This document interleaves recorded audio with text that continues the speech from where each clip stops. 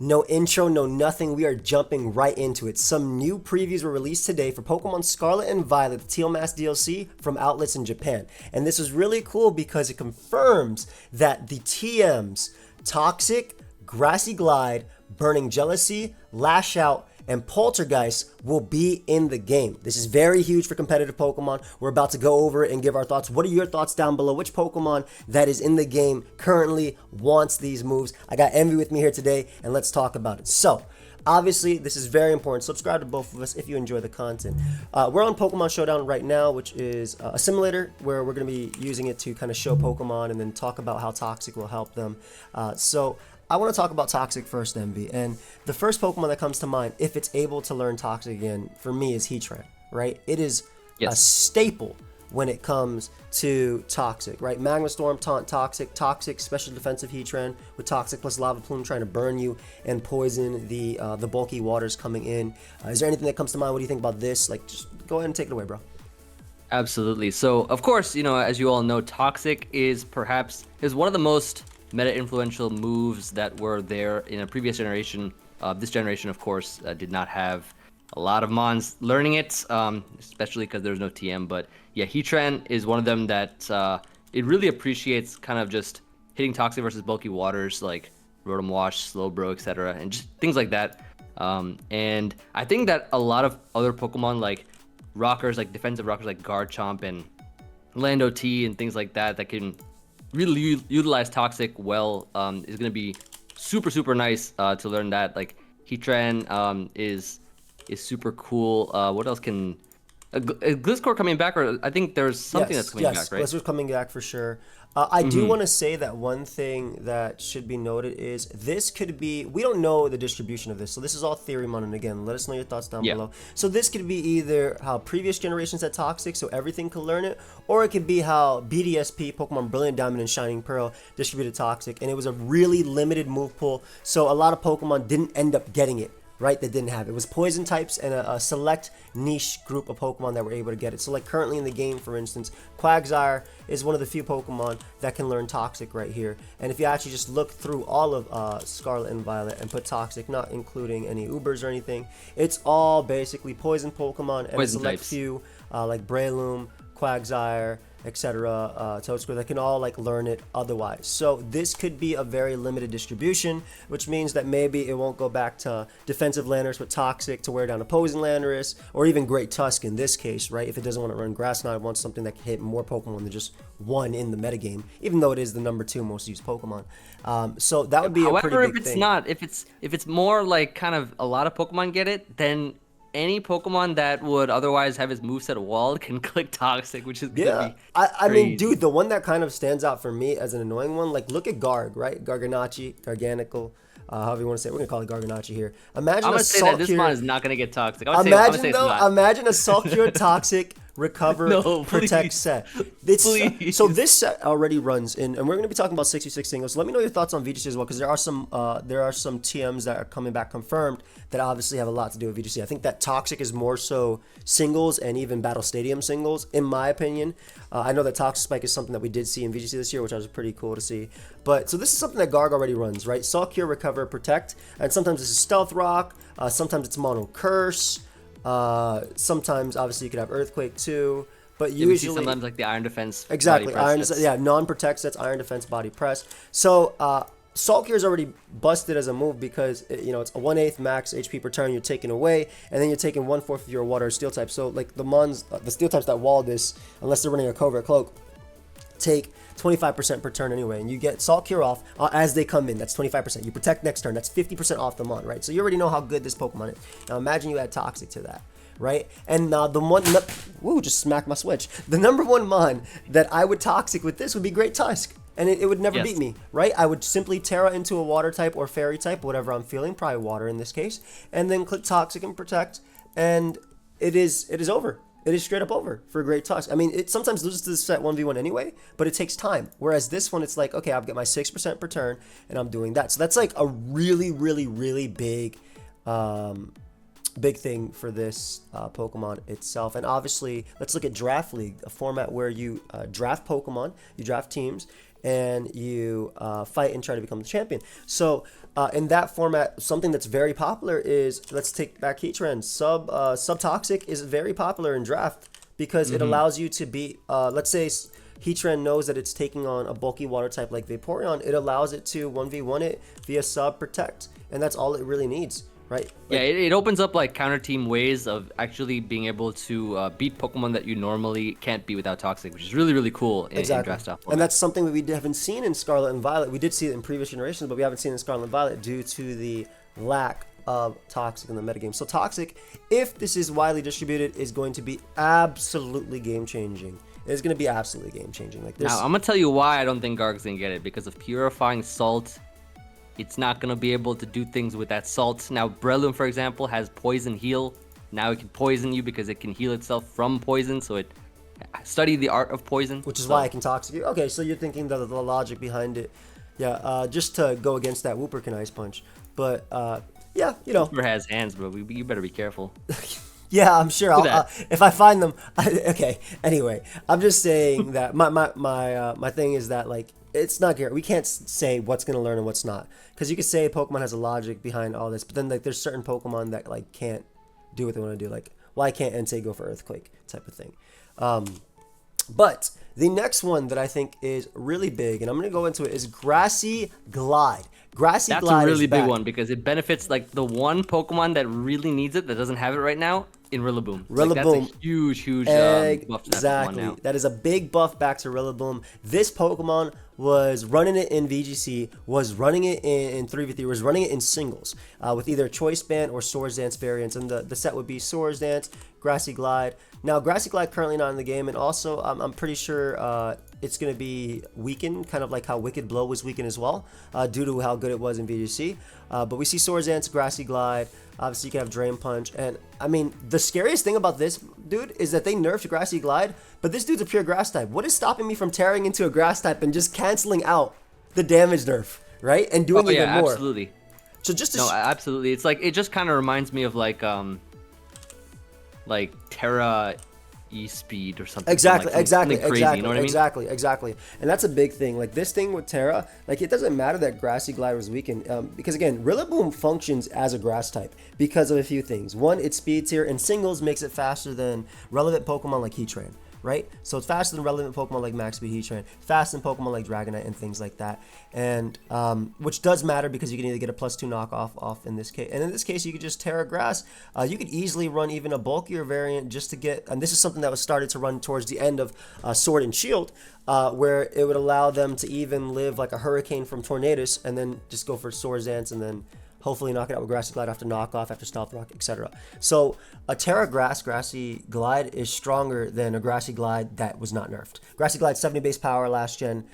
If it gets nerfed to like 60 right now, which is what some people are saying, I don't think that matters in the slightest. And I can even show you. It's gonna like make up for the power level and even more. Significant. Well. It's like when Aegislash got its stats nerfed, but then it got close combat, which is stronger than Sacred Sword. So just to show you, for instance, so let's go OU, Choice Band, Rillaboom, Grassy Glide, which is not on the set. Grassy Glide is 60 base power. Sorry, so it's already confirmed to be 60 base power as well. So it's already confirmed to be 60 base power. So let's just put Dragapult, because that is a target of it. And let's just get rid of max HP. Again, we're on the damage calculator just showing you. So Grassy Glide with 60 base power. This is a pretty big calc. It doesn't 2-hit KO anymore with a Choice Band, right? It doesn't 2-hit KO with a Choice Band. And then obviously, if we put it back to its 70 base power, which it was last generation, there's a higher chance of 2-hit KO, especially with rocks up, right? It'll heal with the Grassy. Exactly. So let's put it at 60 base power, and let's give it Grass. The check mark. Oh, look at that. 54 to 64. So this is like a big thing. Now let's get rid of the Choice Band, and let's give it +2, and then see a Pokemon. Name me a random Pokemon. I'll put King Gambit. Let's just put King Gambit. Right? Sure.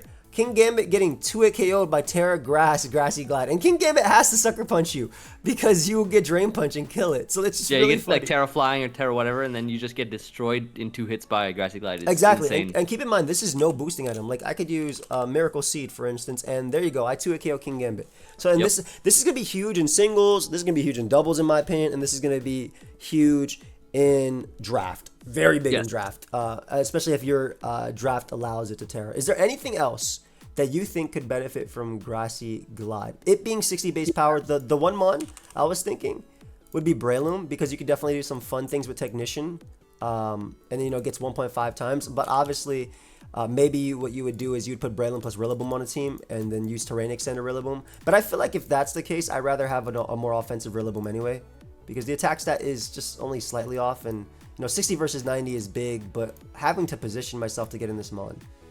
Yeah, Breloom's a great option for that, because I'm thinking like you want to pair a Rillaboom with like a really strong like high attack Grassy Glide mon. I don't know, maybe Iron Leaves. What if Iron Leaves gets Grassy Glide? I could see it, and they could definitely use it on terrain, so then it benefits from multiple terrain Pokemon as well. And I know there was a few Pokemon. If we actually, let's look at Generation 8 as well. And again, please let us know your thoughts down below, because this is really interesting for us. Let's put Grassy Glide, what actually did learn Grassy Glide last generation. So Mew, Rillaboom, Tangrowth, Venusaur, Zarude, Celebi, Roserade, Surfetch. I remember that was very fun. Hisui and Decidueye actually, I think, got it in Legends Arceus, right? I'm pretty sure.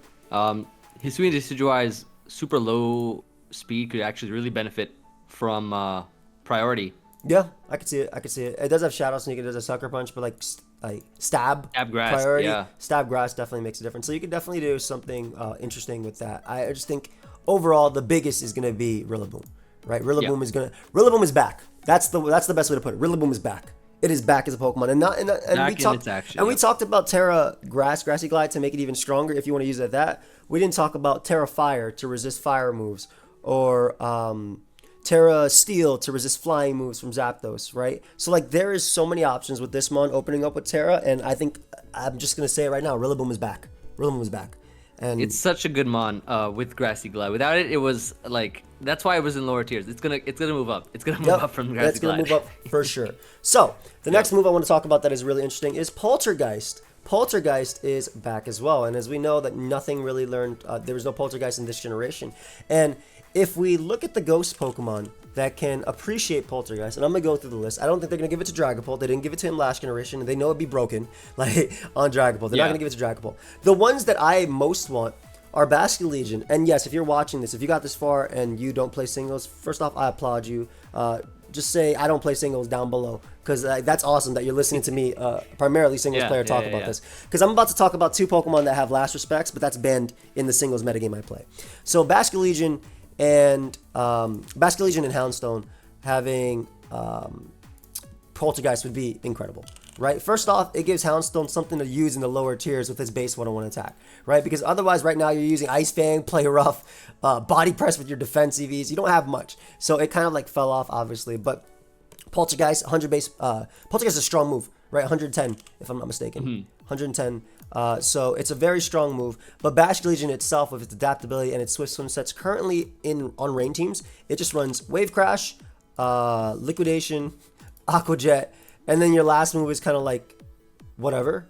Like when it comes to it, you might see Psychic Fangs for like a random Yeah, pets. in terms of like physical ghost, when you're not running it with last respects due to it being banned in singles, and its only other best move is Phantom Force, which you're not gonna really appreciate it so much. So Poltergeist would be nasty on it, right? Because like Yeah. then you can still use it. It's super strong. It's very strong. Adaptability Poltergeist is going to be insane on this Pokemon. It's stronger. I believe it's stronger than Knockoff from Crawdon. That's just like really, really strong, and you can also Terra with it too. Exactly, and it's faster as well.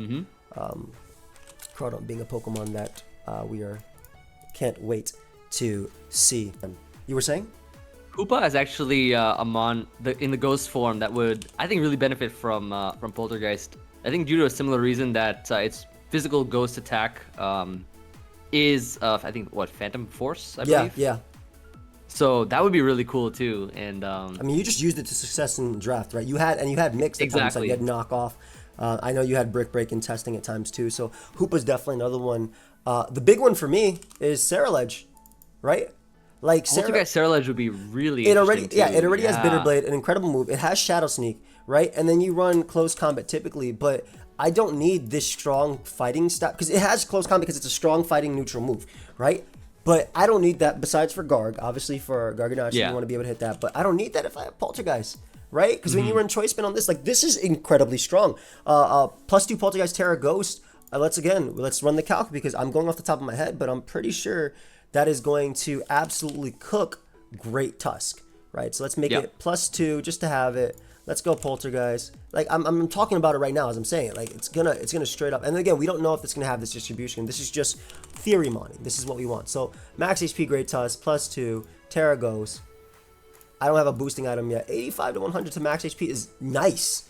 Like that is some solid damage, right? To just that. And obviously, more offensive variant. You could do like something with weak armor would get cooked as well. If you have like weak armor, you just straight up KO. So, like I think this would be a pretty nasty mon with Poltergeist itself, and definitely up its viability. And I'm trying to see if there's anything else. Bramblegast. Oh my god, Bramblegast actually getting stabbed, dude. Instead of having to run Shadow Sneak, like it's a strong Pokemon with Wind Rider. It really is. No, it really is. And like I could also see that as an option for VGC too, with like Tailwind and stuff like that with Bramblegast. It's good because currently you have to Terra Blast Ghost in order to get stab on it. Like it's a strong guys. It's a strong fast version of Dhelmise, right? That's the way I see it. 115 attack. Finally give it a stab. This is a viable option now if it has this, because you have Shadow Sneak, this Power Whip, and like this is really hard to switch into. And now because of this, you could even Terra into a fighter to knock out a Pokemon. I'm gonna use King Gambit as the example. King Gambit as the example. But forget that as well. If you just Terra into a Ghost type, and I did this with Terra Blast, you 2-hit KO Corviknight. I did it before with Terra Blast. Like you literally 2-hit KO Corviknight upon switching with Terra Blast. So Poltergeist is stronger, right? So yeah, I mean it's a really strong attack stat type of Pokemon. So yeah, you with Terra especially, like a lot of these Poltergeist mons that get it with a high attack are gonna be able to just 2-hit KO a lot of these bulkier wall type Pokemon. Yeah, I mean, like let's talk draft for a second, because obviously we're very involved in draft again. This Pokemon goes from maybe a tier, and the lower the tier, the worse. By the way, higher tier, we're gonna go based on the point system. So if you cost more points, you're better. If you cost less points, you're worse. So the lowest you could be is 1 point. This goes from like a 3.4 point spinner, in my opinion, to like a 6-7. Just because it's actually offensively threatening. It doesn't have the best stats, but offensively, it's fast enough, good enough to be a spinner, can run heavy duty boost, doesn't have to worry about it, and just strong enough to do it. So I think it goes like up at least. It's a big value increase. Yes, yeah, exactly. It's definitely a big value increase because of it's even right now. Like I mean, spinner rolls are in draft are very limited. A little rare. Like especially good ones, right? And with Poltergeist, it actually becomes scary to switch into. As a spinner, that's really tricky to find that kind of roll, especially because I had like Quacklevolt. So you had a good one. You had a good one. Like if we have to name, really good one. He had a really good spinner in Quack, and you obviously have Great Tusk, you have Iron Treads, and you have Donphan. In my opinion, those are the best rapid spinners in this generation. Of course, if you want to get other lower tier ones, you can get Cyclizar, and then like those are in my opinion the best ones. Like there's a bunch of them here, but those are the best ones in my opinion in terms of value for draft. What you're gonna get out of the Pokemon. So yeah, I would love that. Decidueye getting it back would be incredible. Obviously, we already know on Swords Dance and Choice Band variants, we already know how good that was. And then if you want to have some fun, you could try Zoroark on physical sets. It does have better special attack. I think it's better to use it special in my opinion. Like if I'm going to use a physical move on Zoroark, it's probably just going to be Sucker Punch or something like that, or Knockoff rather.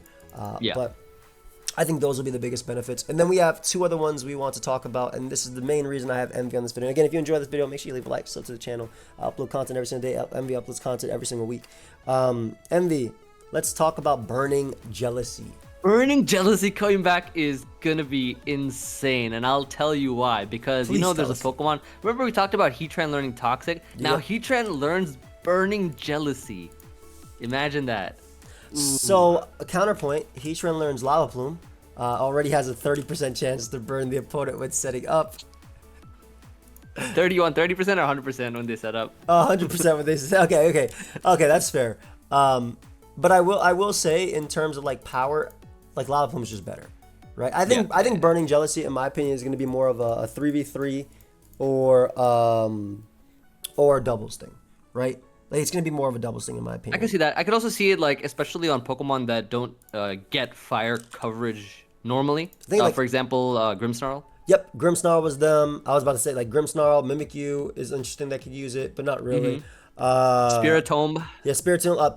Persian, like Nasty Plot, Persian. Yep, Nasty Plot, Persian, exactly. Skuntank already has other stuff, but yeah, it's one of those moves that I think are really good on like for coverage wise. It's good coverage, and it looks like a lot of dark types actually end up learning it here. Like if you're actually looking through it, it's dark types that end up getting it as coverage. So, I'm going to go to Gen 9 and we're just going to make some fun theory money because that's the whole point of this damn video. And let's just look at all the dark types in this generation that we want to have. Jealousy is a very dark trait. You know, yeah, it is. It is. It is. It definitely is. Hoopa? Hoopa! I was about to say Hoopa. Dude, that's actually pretty nasty. Burning Jealousy Hoopa would be insane. That's actually with a kind base of nasty. 170 special attack, yeah. Jug doesn't really need it. Brute getting fire coverage would be crazy, but 79 special attack. Wo-Chen getting that would be pretty wild, right? Burning Jealousy Wo-Chen. Ooh. I don't think it would, but like the extra coverage because it's already pretty good. Like there's nothing really here that's like super coming to mind that could really abuse it, but definitely thinking it could come back for dark types for sure. For VGC players, I would love if you let us know down below, or if you played Battle Stadium 3v3, what was the big one? Obviously, like I think Torkoal was one that was people use it on if they weren't using like Heat Wave. I know Torkoal. I had a team in 3v3 singles where I was using Burning Jealousy Torkoal to like burn like Dragapults, trying to set up in Dynamax and do things like that. So that's one. And then the last move we're gonna talk about, not as fun for us, but it's Lash Out. And we're gonna go through Gen 9. Actually, I did a feature with a Lash Out Thunderous. Okay. I thought it was really cool because of Defiant Intimidate. Yep. I mean, it's again, it's a VGC. It's a great VGC move, right? Because you have Intimidate. You have Incineroar coming back eventually. You have obviously Lando is there as well when it comes to the premier Intimidate Pokemon. I still think though in 6v6 this is less of an exciting move. And maybe Draft can definitely be something cool. Like King Gambit with Defiant and Lash Out. Yeah. King Gambit, Defiant. Because everybody runs Supreme Overlord on Gambit because it's really freaking good. But in VGC, you run Defiant because of Landorus and Arcanine. Arcanine specifically. Then Landorus when it eventually being... That could be really, really cool to like... Because it does massive damage if you get the Intimidate and then Defiant boost and Lash Out to get the power up. Exactly. Or you even just bring it in and get that boost and have to switch. Plus you can Terra as well to like pure Dark type, making it even stronger. So definitely a really cool doubles move in my opinion. I don't see too much of it being crazy in Gen 9 OU specifically. Because the premier Pokemon that would switch into a Dark type like Gambit would be Great Tusk. Right, and if I'm gonna do something, I'd rather Iron Head for the chip, or just go for Kowtow for the more damage, like just in general. Yeah. But yeah, I mean it's cool. Like, is there anything I'm missing, MV, when it comes to this moveset? So let's think here. Lash Out, Tyranitar, Crocodile. Kirk having Lash Out an would be pretty interesting cool. one. Crocodile having Lash Out could be pretty cool because that's something that it will definitely invite in a Landorus as well. In Draft specifically, I think that'd be pretty cool. And I highly rate Crocodile in Draft. I've used it twice. I love that mon in Draft. Very good. It's really good, yeah. I think Lash Out probably pairs best on any mon that benefits from Stab, right?